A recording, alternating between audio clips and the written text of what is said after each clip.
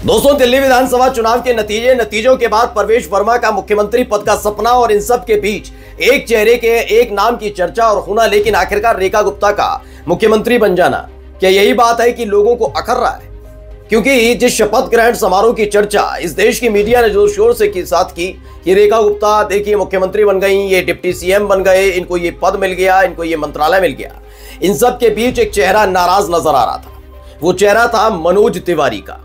दरअसल इस साल के आखिर में बिहार में विधानसभा चुनाव होने जा रहे हैं और बिहार में जो विधानसभा चुनाव होने जा रहे हैं उसको लेकर खास तौर पर नजर टिकी हुई थी कि दिल्ली में क्या होने जा रहा है। यही एक वजह है क्या कि जब दिल्ली में रेखा गुप्ता का शपथ ग्रहण समारोह हो रहा था तो नरेंद्र मोदी साहब के कई खास कहे जाने वाले और उनकी सरकार की को मजबूती देने वाले कई चेहरे उस शपथ ग्रहण समारोह से नदारद नजर आए।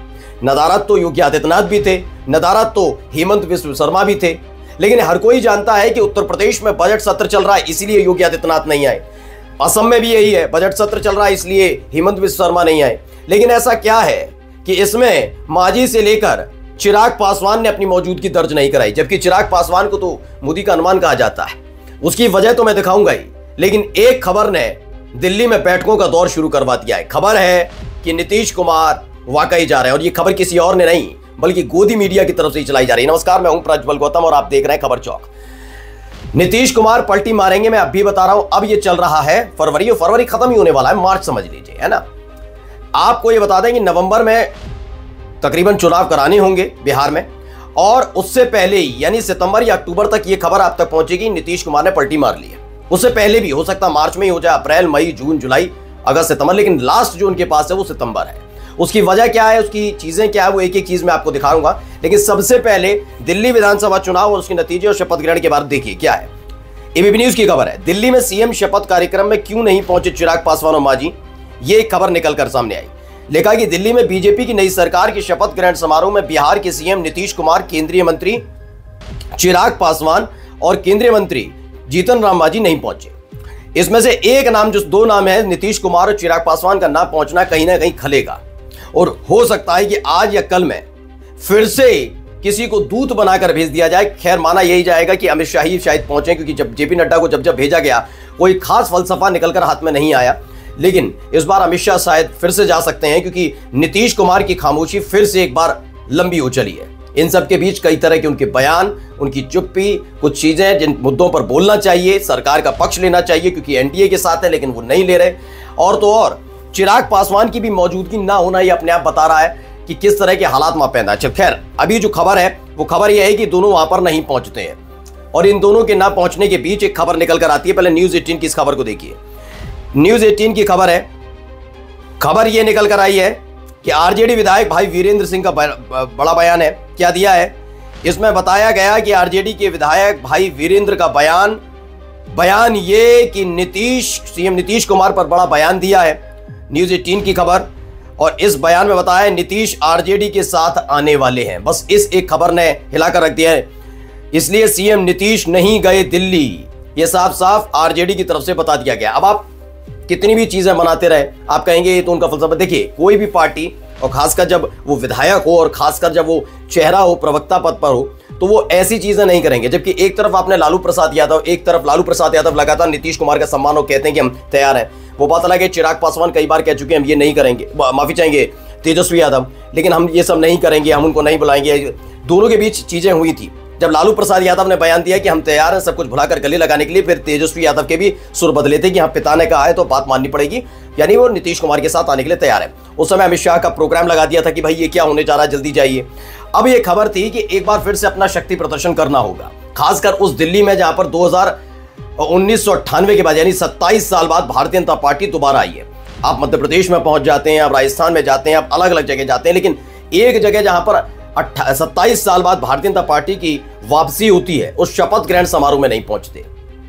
यह एक बड़ा सवाल है। यह खबर अपने आप में इसलिए और बहुत मौजूद हो जाती है क्योंकि आरजेडी और नीतीश कुमार का साथ अगर पहले ना रहा होता तो समझा जा सकता था। मैं फिर से आपको एक आंकड़ा बता देता हूं जिससे आप समझ जाएं। दरअसल आपको मालूम है कि 2005 से नीतीश कुमार और भारतीय जनता पार्टी का साथ शुरू हुआ, ये तमाम चीजें हुई और उसके बाद 2005 से लगातार नीतीश कुमार बीजेपी के सहयोग से, या यूं कहा जाए नीतीश कुमार की वजह से बिहार में बीजेपी सत्ता में आती रही।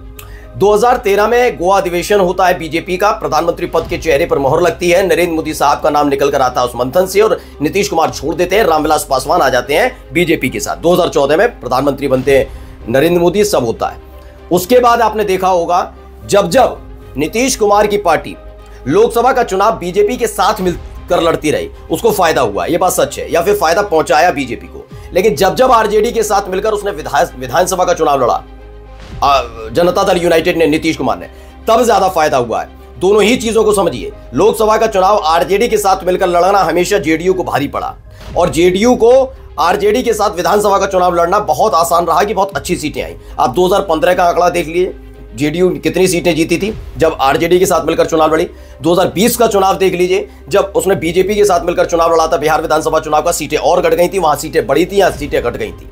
तो 15 और 2020 का मैं पहले भी बताता रहा हूं कि लोकसभा चुनाव के लिए जेडीयू यानी नीतीश कुमार हमेशा बीजेपी का साथ मुफीद मानते हैं, और जब जब विधानसभा चुनाव का जिक्र होता है तब तब नीतीश कुमार आरजेडी के साथ कांग्रेस का जो गठबंधन है, महागठबंधन, उसमें आने से पीछे नहीं हटते नजर आते। अब यही खबर निकलकर सामने आ रही है क्योंकि चुनाव बेहद करीब आ चुके हैं, उनके अपने कार्यकर्ता, उनके अपने नेता ये देख रहे हैं। लेकिन नीतीश कुमार ये फैसला ऐसे ही नहीं लेंगे। नीतीश कुमार को इस फैसले के लेने से पहले ये देखना होगा कि वो एक ऐसे कदम का, एक ऐसी चीज का इंतजार कर रहे हैं जिसको आधार बनाकर मैदान में उतर सके।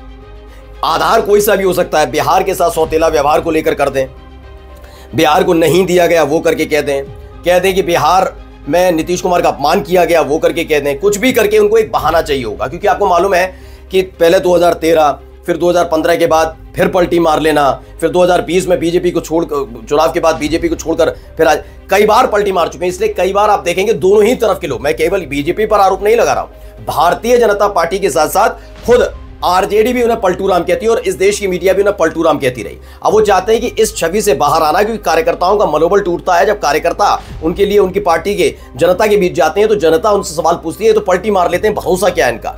इसीलिए इस बार वो मुफीद वजह चाहते हैं, ऐसे नहीं कि उन्होंने आरजेडी पर आरोप लगा दिया कि भ्रष्टाचारी हैं, जब वो बीजेपी का दामन छोड़ते हैं तो कह देते हैं सांप्रदायिक हैं। ये नहीं चाहिए, उनको चाहिए, अब उनको ठोस वजह चाहिए कि आखिर उन्होंने बीजेपी का साथ क्यों छोड़ा, वही तलाश की जा रही है और लंबे समय से खामोश चल रहा है। बीच बीच में वो बीजेपी के दबाव में या किसी वजह से कह देते हैं, लेकिन इन सब के बीच चिराग पासवान का गायब होना भी बताता है। क्योंकि पिछले कुछ दिनों से देखिए नीतीश कुमार और चिराग पासवान के बीच, दोनों के बीच अगर आप देखेंगे बहुत अच्छी बॉन्डिंग हुई है।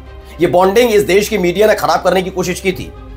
पार्टी टूटने के बाद चिराग पासवान के सामने यह हमेशा बताया जाता रहा कि जनता दल यूनाइटेड ने उनकी पार्टी तोड़ी, जबकि वो जानते हैं चिराग पासवान ये पार्टी तोड़ी किसकी तरफ से गई।